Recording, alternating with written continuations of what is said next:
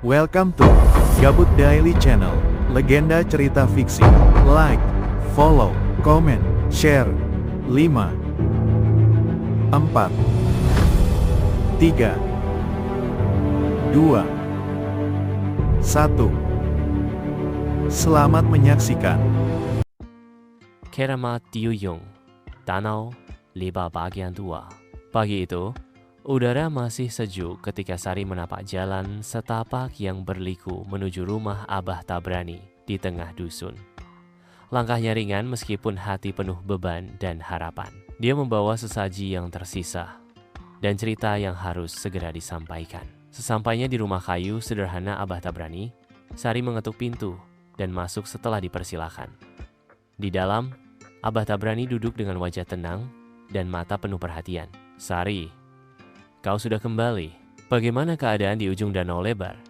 tanya Abah dengan suara lembut namun penuh wibawa. Sari menarik napas panjang dan mulai bercerita.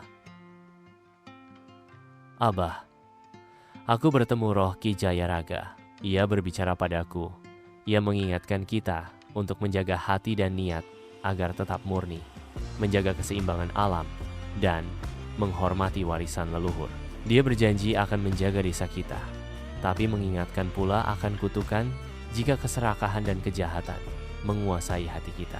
Abah Tabrani mengangguk pelan, menimbang kata-kata Sari dengan penuh kebijaksanaan. "Ini pesan yang sangat penting, Sari.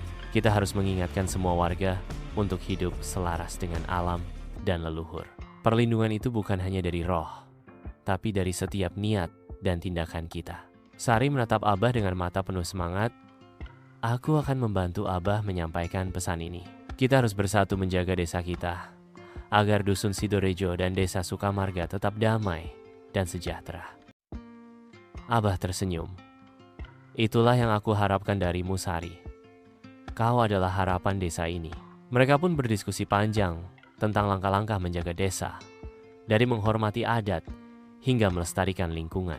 Sari merasa beban di hatinya berkurang, digantikan tekad kuat untuk menjaga desa tercinta bersama Abah Tabrani dan seluruh warga.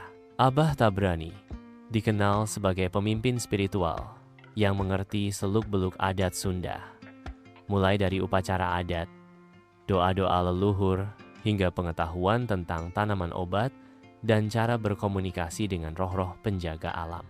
Setiap kali ada upacara penting di desa, seperti sedekah bumi atau peringatan hari keramat, Abah Tabrani selalu menjadi pemimpin ritual yang dipercaya oleh seluruh warga. Di suatu pagi yang cerah, suara gamelan dan kidung Sunda mulai terdengar dari balai desa dusun Sidorejo.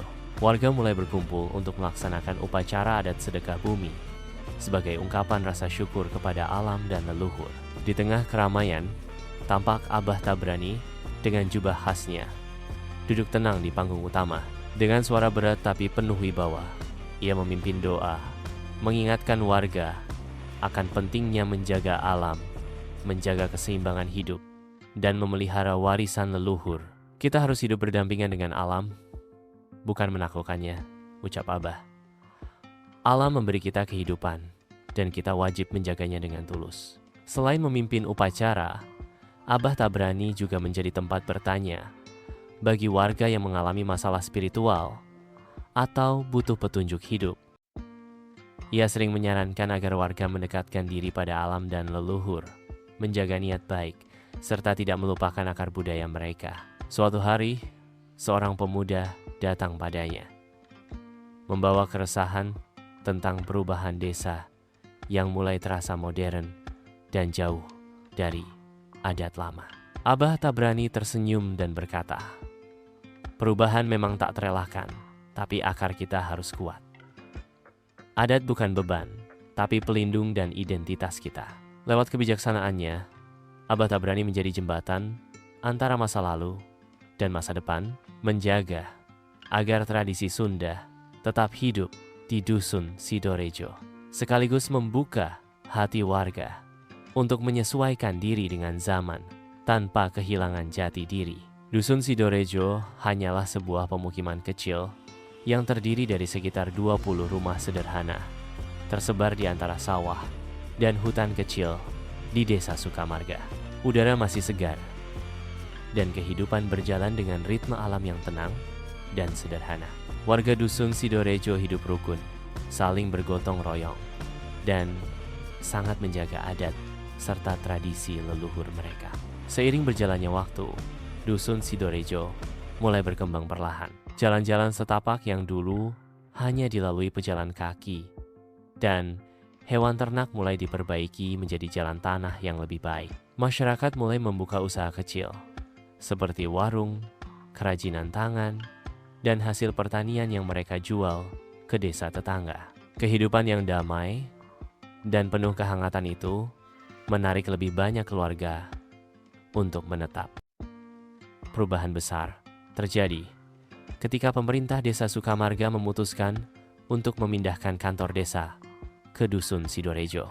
Lokasi yang strategis dan akses yang mulai membaik menjadikan dusun Sidorejo pilihan tepat sebagai pusat pemerintahan. Seiring itu, pembangunan fasilitas umum seperti balai desa, sekolah, dan pos kesehatan mulai berdiri di dusun ini. Kini, dusun Sidorejo menjadi ramai dengan aktivitas warga dari berbagai sudut desa. Suara tawa anak-anak di sekolah, deru kendaraan, dan hiruk-pikuk pasar kecil mewarnai setiap harinya. Meskipun begitu, warga tetap menjaga nilai-nilai budaya dan adat yang diwariskan oleh leluhur mereka, seperti yang selalu diajarkan oleh Abah Tabrani, tetua desa yang bijaksana. Dusun kecil yang dulu hanya terdiri dari 20 rumah, kini telah menjadi jantung kehidupan Desa Sukamarga, tempat di mana tradisi dan kemajuan berjalan berdampingan membangun masa depan yang penuh harapan. Next bagian 3. Thanks for watching. Saksikan legenda cerita fiksi seru lainnya